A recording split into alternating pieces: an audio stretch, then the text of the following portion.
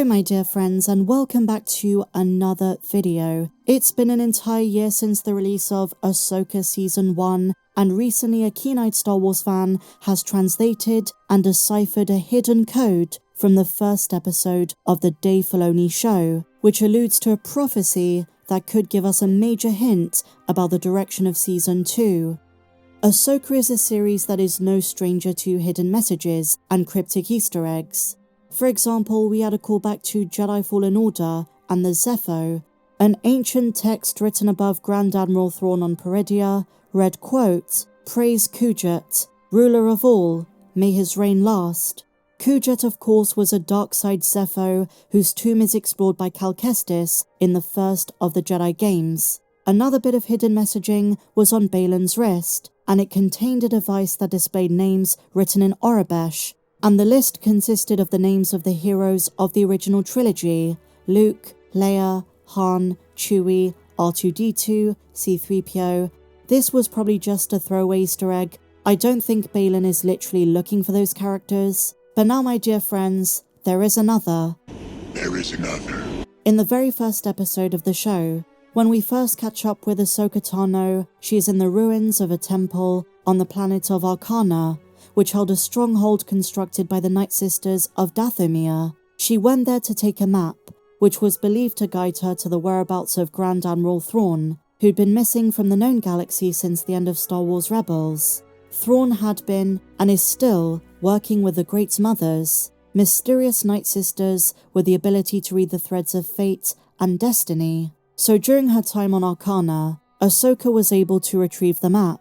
And later in the episode, when she gives it to Sabine Wren, a spinning hologram appears with a cryptic message. Well now, my dear friends, it's been translated, and it's very important to where the show is headed in the second season. Although I should say, its true meaning is up for debate, because there are a few ways you can interpret it.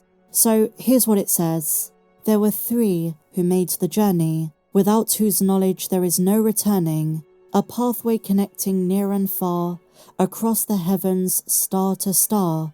Despite great powers which do object, this secret way the three protect. So heeds the path with a watchful eye, for if you wander, you will die. Now I think they're talking about the Mortis Gods, the three figureheads on the statue on Peridea that we see Baylan on in the final episode. The father, the son, and the daughter. And the bit about across the heavens, star to star, is no doubt in reference to connecting the two galaxies, or maybe the connection between Mortis and Peridea, which we spoke about in my last video on the topic. But it's also indispensable to note there is a warning in this message, despite great powers which do object, for if you wander you will die. It's a warning for those who come to Peridea. Are they talking about the Nighsisters, the Zepho, or my theory, Abeloth? Is there another Mortis God, which caused a rupture?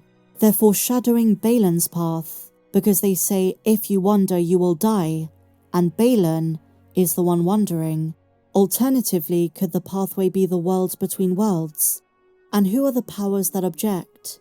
They could be the Great Mothers, since their knowledge was essential for Morgan Elsbeth before her death, to find them, and then they return to Dathomir with Thrawn, which could be the return the rhyme speaks of. But if it is the Mortis Gods, could Peridea be the fountain of their power, the source of their powers? And does this feed into the theory that Baylan, Ahsoka, and Anakin are going to replace the original deities? Another wild theory is that this is a prophecy. The three could be in reference to Ahsoka, Sabine, and Baylan. But I guess the only problem with this is that there are now four Force users: Baylan, Shin, Sabine, and Ahsoka. I'm very curious to see if this has an importance in the second season, or if Dave Filoni just threw this in as a fun Easter egg and nothing more. But to go to the lengths they did to have this prophecy literally written on a hologram tells me it is going to come back to be important. I was doing some thinking about the pathway connecting near and far, and it looks like the perfect description of the world between worlds. Could it be that's how the Mortis Gods got there, and until their deaths, they protected it? And it begs the question of the origins of the Mortis Gods. What kind of beings were they prior to them becoming entities and archons of the Force? No matter which way you look at it, no matter which way you kind of put the pieces of the puzzle together, there's an implication of a Dathomirian origin. If the return is in reference to Dathomir, then that could be a really strange twist and connection between the Great Mothers and the Mortis Gods. So far, the only entrance to the world between worlds that we know was guarded by the mural of the Mortis Gods. So as I said in my last Ahsoka video, this is a major connection that Filoni is making between the three concepts. And if so, is Baylan seeking an entrance? Is that the beginning that's going to bring the cycle that he talked about to an end? It would suggest he wants to enter the world between worlds, and maybe even go to the very beginning of the Jedi Order, maybe even back to the era when the Jedi and Sith separated from the Jedi Order, and he wants to undo that. And in a very unlikely scenario, this could connect to James Mangold's movie. Remember guys, Dave Filoni is CCO, and he oversees the creative process on every single Star Wars show and movie. And with the Mortis Gods, what took place on Mortis directly affected Peridea. While the father had wanted Anakin to take his place as the Chosen One, events transpired where the daughter was inadvertently killed by the son. There is a link with Morai and Ahsoka Tano, but when she was killed, it explains why her Peridea statue in Ahsoka was damaged, while the other two remained intact. This could be a great opening for the replacement theory. On a more surface level, the pathway is in reference to the pathway to Peridea, which Baylan remembers from the days of the Jedi Temple being a story that was told to younglings. But the reference to the three who made the journey is a bit of a head-scratcher, because it could be referring to a great deal of trios in the show. Or a different theory, Morgan, Baylan, and Shin, who are the ones being called to from Peridea, and they could be the ones in trouble, because the text warns them if they wander they will die.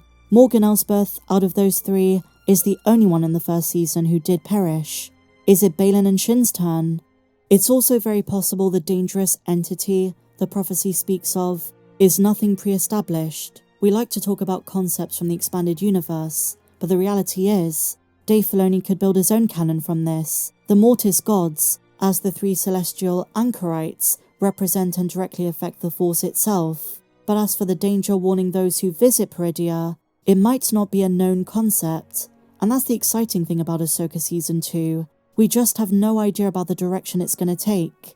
With so much of the Mandalorian time period, I see fans say, well, none of it matters because the First Order eventually wins. But the fates of these characters is a massive question mark. We don't know where Ahsoka is further down the line, and so based on this new runic translation, the Mortis Gods do seem like the most likely candidates as the three mentioned who possess great knowledge and serve as protectors of a secret way. What do you guys think? What exactly do you think this prophecy is relating to? Which characters is it talking about? Share your thoughts in the comments down below. And if you enjoyed this video, please be sure to give me a big fat thumbs up, subscribe if you're new, check me out on socials, Star Wars Meg1 on Twitter, and may the Force be with you, always.